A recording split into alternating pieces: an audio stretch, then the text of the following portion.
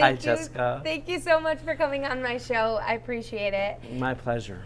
I know we had talked about the town that built me, and you've been so supportive of me starting this program, and you're such a great neighbor to me. So, for those that don't know, would you mind just introducing yourself and your business? Why, sure. My name's Ted Ryson. I'm the co-owner with my wife of Gregg's Gourmet Cafe in Clarkston. And we've been here now for 2 years, just over 2 years, May of 2019. Okay, very good. Well, we all know that Gregg's has preceded you. For sure. So as on behalf of all the teenagers who have ever lived in the community, I want to thank you personally for getting me through high school, because it was the sustenance only from Gregg's breadsticks and cheese dip that I was able to survive my teenage years. So I appreciate that. You're so welcome. And my family, prior to me owning this establishment, did a great job also. My cousin Gregg and Jeff and Aaron they started it, and I just followed suit with what they showed me and what they taught me. So I appreciate it. Thanks. I get that a lot from the kids around here and the adults that have graduated and said, thanks for the pizza slice special. It really helped me get through school. So that means a lot. It does. That's awesome. Well, we appreciate you being such a great part of our community. And tell me a little bit about how you are building the business, how you're, how you found your niche in the community. Obviously, as a business owner myself, I have not been carving out this space for as long as Gregg's. And honestly, having the company right next door, it's been so great for me to be next door to you, because I can say when someone says oh, Jess, where's your building? All I have to say is right next door to Gregg's. Yeah, I didn't think about that. That's great. That helps me out too. Right. But it's just been, we're trying to, the last few years have been tough, obviously, for everybody.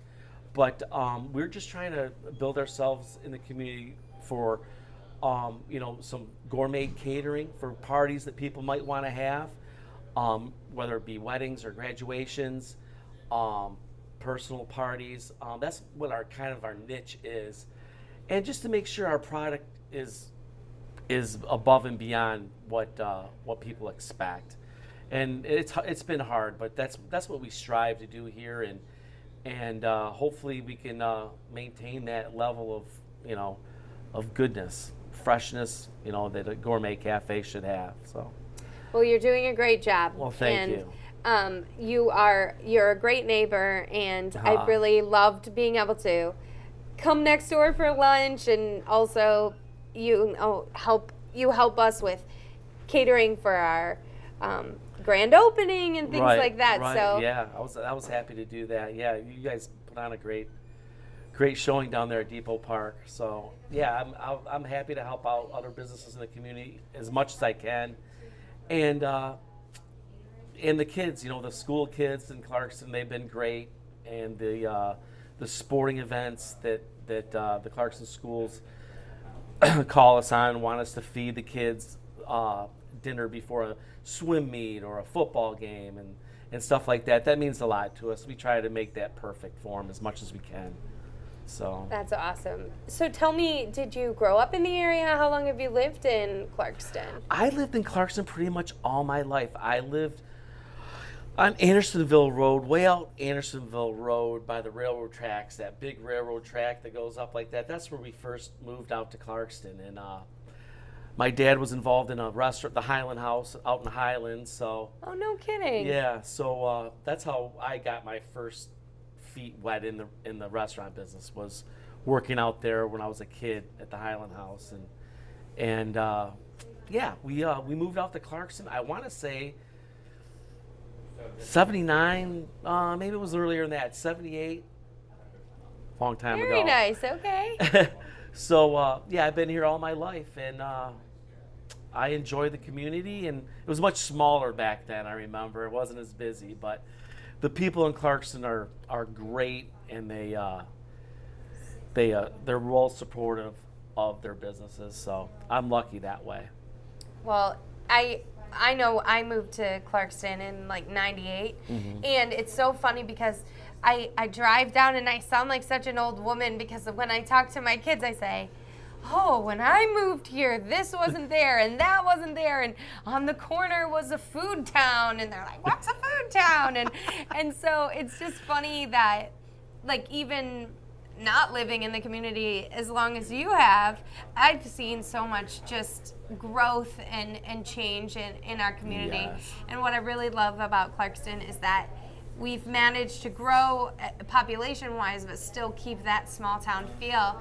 And I think Gregg's is a huge part of that, that there's a place that everybody knows, that everybody can go, you know what you're going to get before you walk in the door. Right. And it's been such a good, especially when the times have been so trying over the past couple of years. It's so good to have something that's just consistent, and it's something that you have had your whole life. So right. So, well, thank you. Yeah, I agree with you. Yeah, the change has been good, and I agree with you with the small town feel too.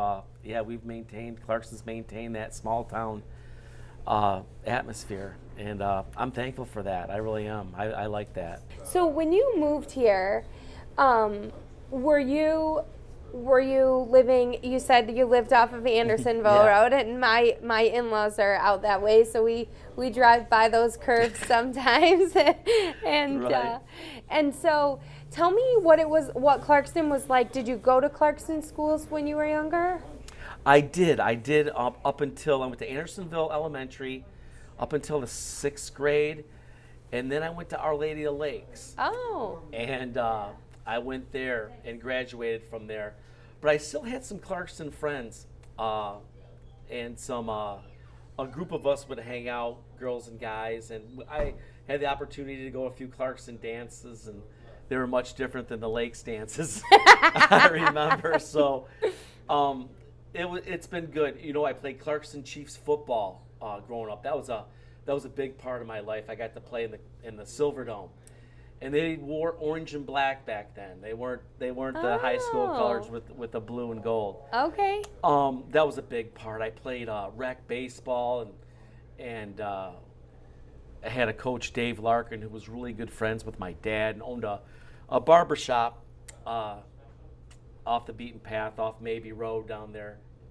And I had a great time playing sports in Clarkston all my life. It was a great, of course, it's a great sports town, but even rec leagues and little league football and stuff are embedded in my mind forever, probably. Yeah, that's definitely it's a consistency that Clarkston has provided. I think is such a focus on sports and community in that way, and that's a good reminder of how close knit what a good networking opportunity that is for kids to work together as a team and Right. to be able to just get to know their neighbors, because I feel like there's a tendency nowadays to go to school, even now go to school from our kitchen table, right? So getting kids together after school, building sportsmanship is something that I think I didn't really appreciate until my kids got older and were on a team, and just the growth and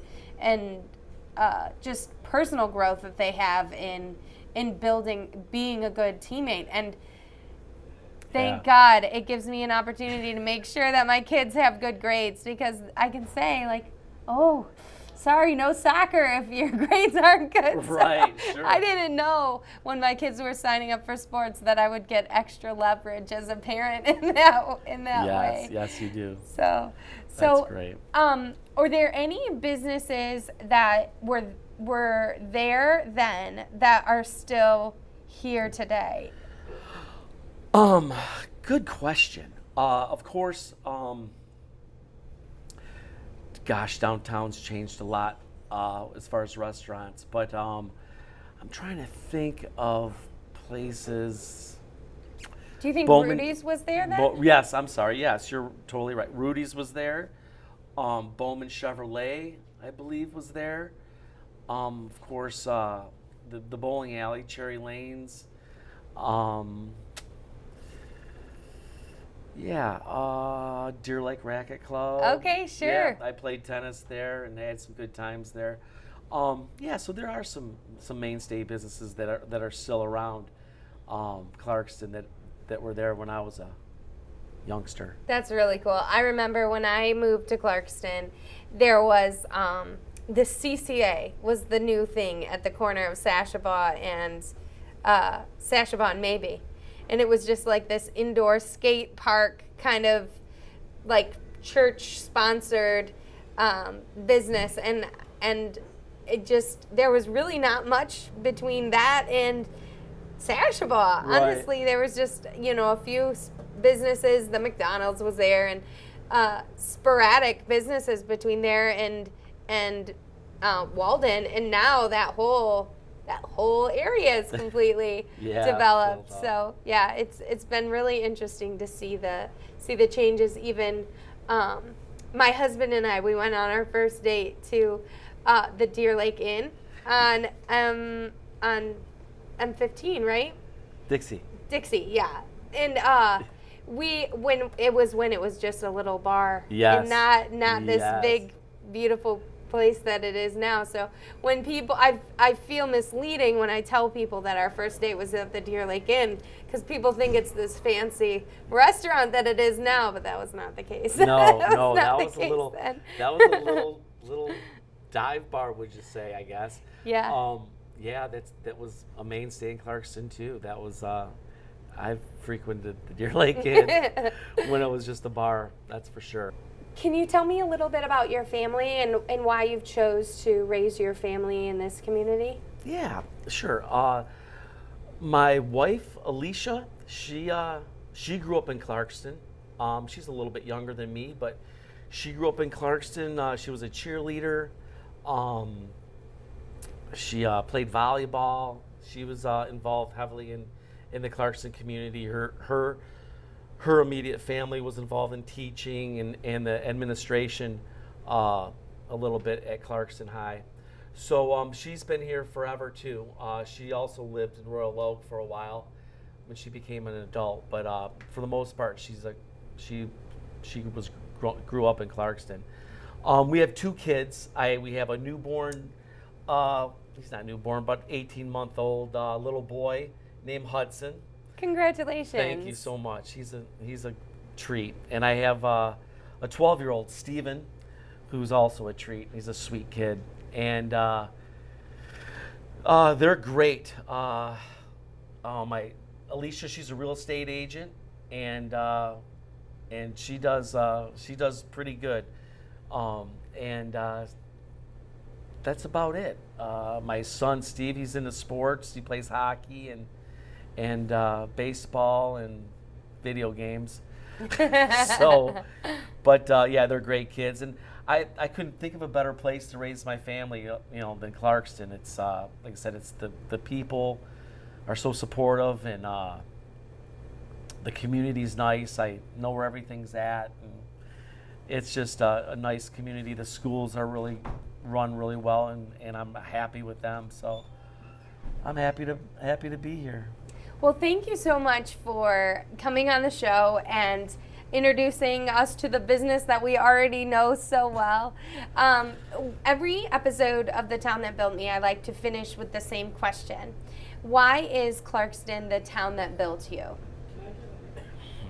Good question. That is probably from the town. Why is Clarkston the town that built me? I would have to say because it's I've lived here all my life, and it's given me a kind of small town feel that I wanted my kids to have, that I was so lucky to grow up with. That love and trust and knowing that there's other people around you that have the same feelings and wants out of a community. That's wonderful, and that's exactly why Clarkston is the town that built me as well, because we just have absolutely loved living here, raising our kids here. The community is so supportive, and yeah, I think I see see eye to eye with you on that for sure. So thank you so much for coming on the show today. I really appreciate it. Thank you for having me, Jessica. It's been a pleasure. Thank you.